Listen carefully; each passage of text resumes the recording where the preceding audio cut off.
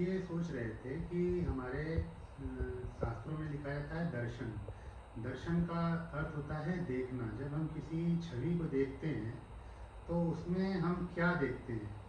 वो प्रतीक रूप में हमारे सारे देवी देवता हैं। जैसे जैसे कि माँ दुर्गा को अब जब आप देखते हैं, जिसके पास 9 रूप हैं, 9 दुर्गा हम लोग कहते हैं, जिनके 18 भुजाएं हैं, तो वो सिंह पर सवार है। और जब उनका दर्शन हम करते हैं तो हमें उससे क्या क्या भावनाएं प्रकट होती हैं मन में, या हम किन भावनाओं को उनसे अपने को ऊर्जावान बना सकते हैं। तो जैसे दुर्गा शक्ति का स्वरूप है, और वो 9 दुर्गा एक मातृत्व शक्ति के रूप में भी है, एक रक्षक के रूप में भी है, एक पोषण करने वाली भी है। हर तरह के रूप, जो 9 रूप हैं, उससे हम लोग 9 दुर्गा को देखते हैं। उसी प्रकार जब हम माँ सरस्वती को देखते हैं तो उनके पास भी उनके चित्र में 5 प्रतीक होते हैं। उन प्रतीकों से हमें उन गुणों की वृद्धि करने में सहायता मिलती है। जैसे कि माँ को हम देखते हैं हंस की सवारी, या माँ कमल पे विराजमान है, माँ श्वेत वस्त्रधारी है, माँ की जो मुद्रा है वीणाधारी, वीणा बजा रही है।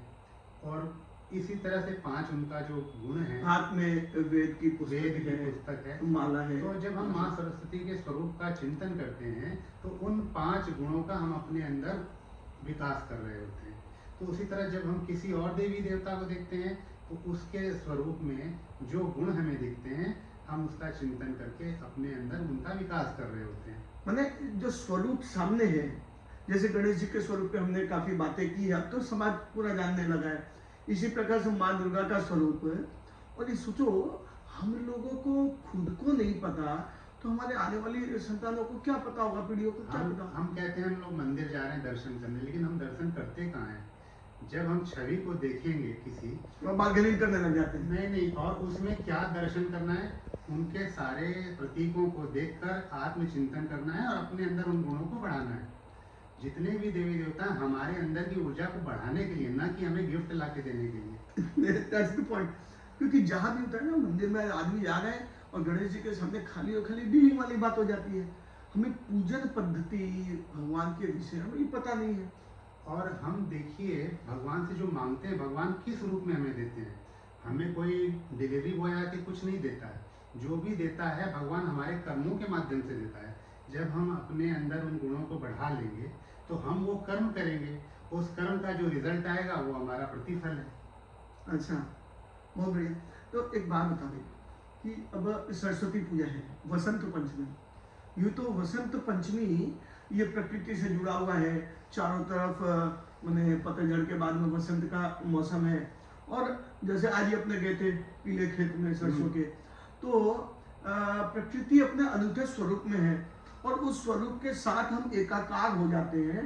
इसलिए हम उस दिन पीले वस्त्र धारण करते हैं, घर पे भोजन भी पीले बन रहे, चारों तरफ हरियाली, चारों तरफ हरियाली होते हैं ना। हाँ। फूल और रंग जो होता है वो पीले रंग से ही प्रभाषित होता है।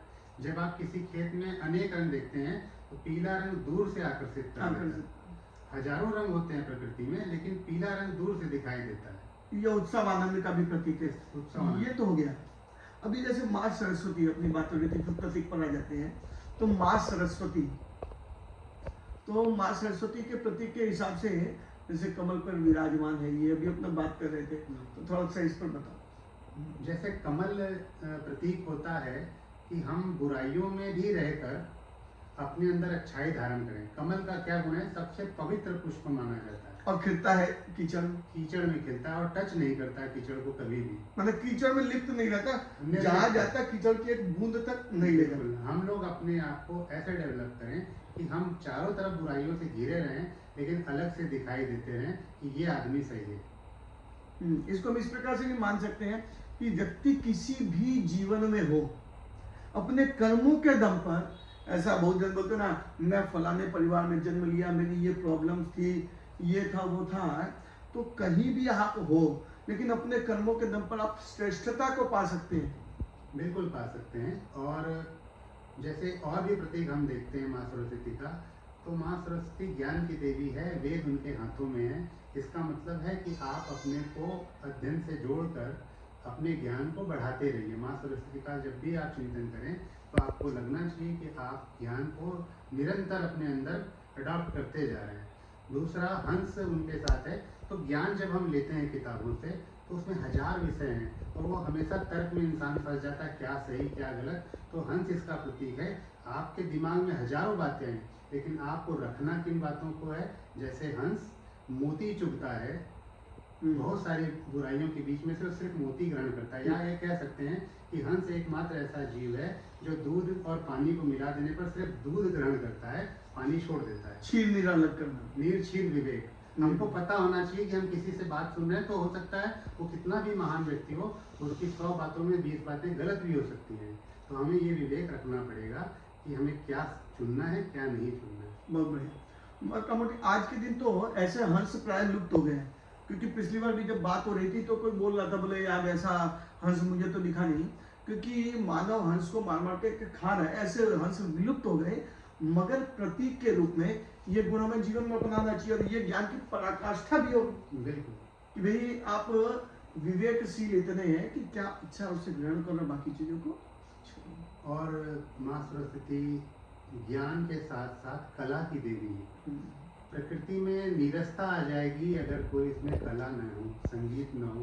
तो नृत्य, गायन, चित्रण, किसी भी प्रकार की कला हो, तो माँ सरस्वती को अगर ख्याल में हम रखते हैं, तो अगर जीवन में रस घोलना है तो उसके साथ साथ आपको संगीत, ललित कलाओं से जुड़ना पड़ेगा।